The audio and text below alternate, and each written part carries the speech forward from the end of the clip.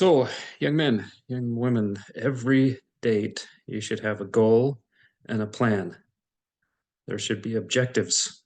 For the young man out there, I know when I was dating, I didn't show up for dates and say something like, "Hey, what do you think we should do on this date?" Have a plan, have a goal. Every single date, you should have an objective. How am I going to get to know this person? Really, the person at the core, the person without the mask. We all try to put on our best face in front of someone that we don't know, and maybe someone we're trying to impress, and we want to get to know better.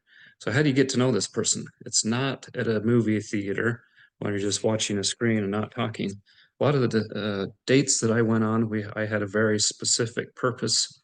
I didn't spend a lot of money. That wasn't important. And it reveals a lot of things. If someone expects you to spend a lot of money, that's a red flag. So to go on hikes, one of the things I did, I would spend time hiking and talking to these ladies. And the wife I have now, one of the first dates we went on, we went rock climbing. I had skill and expertise in that, so it was a safe thing to do. But I got to see, as soon as I put a rope on someone's waist on a harness and they start going up a cliff, is this person going to freak out? It's stressful. It's a new experience. A lot of people have many fears. Do they trust me? They start bawling their guts out, saying, "I can't do this. I can't do this. Just get me off. I don't want to do this. This isn't any fun." That kind of reaction.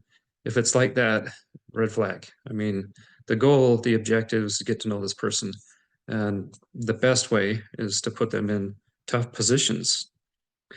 So the object is to find someone that has discipline and is determined.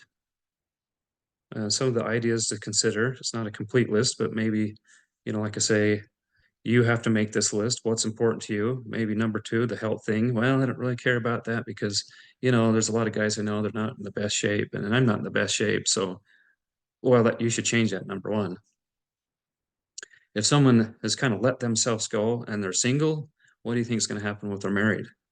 Get in shape, be the best person you possibly can, and expect that from a future spouse. So are they disciplined? Are they disciplined in their finances? They focus on spending instead of saving. You can never make enough money if you've got a spending problem with a partner. I was just looking at a loan application a couple days ago. The guy had made tons of money, at least $200,000 or more, and he had, for some reason, $80,000 in credit card debt. And it wasn't an unknown problem. Obviously, if you have that kind of money and credit card debt, it's not a money making issue, it's a spending issue. And that's a red flag. Health, like I was saying before, they eat well? They have good sleep habits. They sleep in until noon. So, the whole day on Saturday or Sunday is wasted. Do they have a regular exercise plan? Are they determined? Are they disciplined?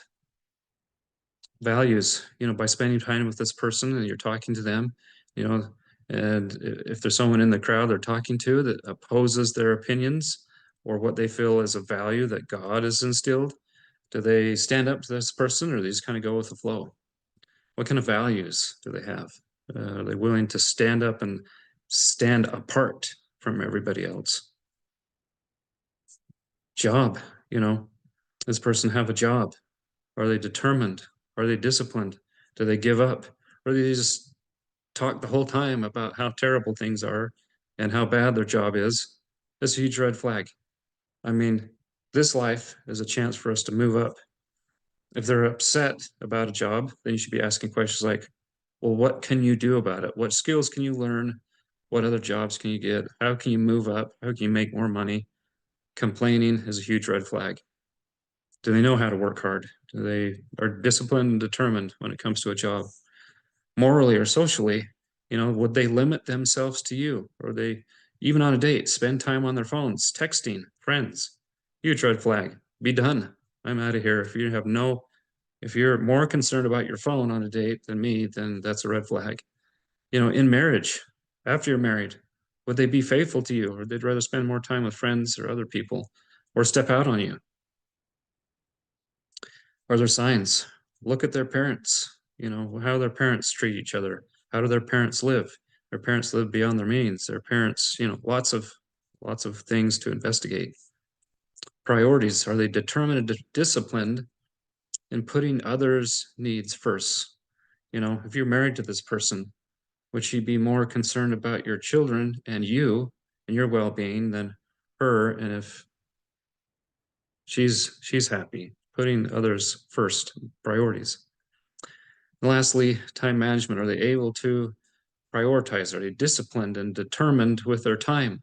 Well, even when they're not working, they get home and they're tired. Are they able to manage time well and do the best things with their time at all time? And there's sure free time, downtime, but that should be a minority of time spent. So in future videos, this is a huge subject. I'm just going to talk in the next few videos about finances and some of the things you can look for while you're dating in finances. Thanks.